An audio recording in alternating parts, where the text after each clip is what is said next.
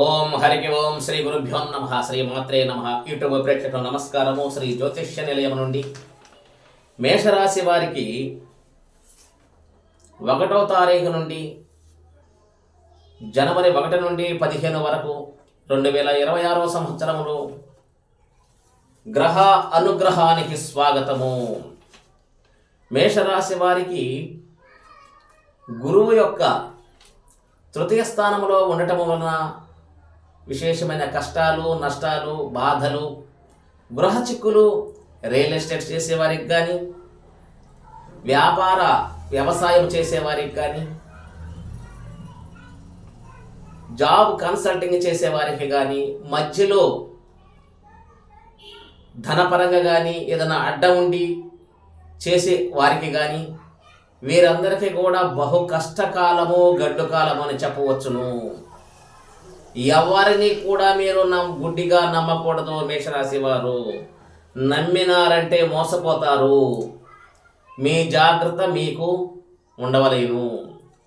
అలాగనే శనిగారు కూడా మీకు బాగోలేడు. మేషరాశి వారికి కష్టకాలం అని చెప్పవచ్చును. శనిగారు కూడా వ్యయస్థానంలో ఉన్నాడు. ఉన్న ధనం అంతా ఖర్చు అయిపోతున్నది. శత్రువులు, రుణరోగ బాధలు పెరగటానికి ఎక్కువ అవకాశాలు ఉన్నాయి. అయితే మీకు చతుర్థ భాగ్యస్థానంలో శుక్రగ్రహం ఉన్నాడు. విశేషమైనటువంటి లాభాన్ని మీరు చేసే వ్యాపార, వ్యవసాయము, రియల్ ఎస్టేట్, చిత్ర పరిశ్రమ, నాటక రంగము, ఏ రంగము నుండే వారికి కూడా శుక్రుడి యొక్క బలము బాగా ఉన్నది. శుక్ర బలము వల్ల మీరు ముందుకు కొనసాగటానికి ఎక్కువ అవకాశాలు ఉన్నాయి. ధైర్యంగా ముందుకు చెయ్యండి. గురువు గారికి, శని గారికి పరిహారం చేసుకోండి. విశేషమైనటువంటి ఫలితం మీకు తప్పనిసరిగా వర్తిస్తున్నది. శుక్ర బలము బాగా ఉన్నది కాబట్టి మీరు అనుకున్న గమ్యానికి చేరడానికి అవకాశం ఉన్నది.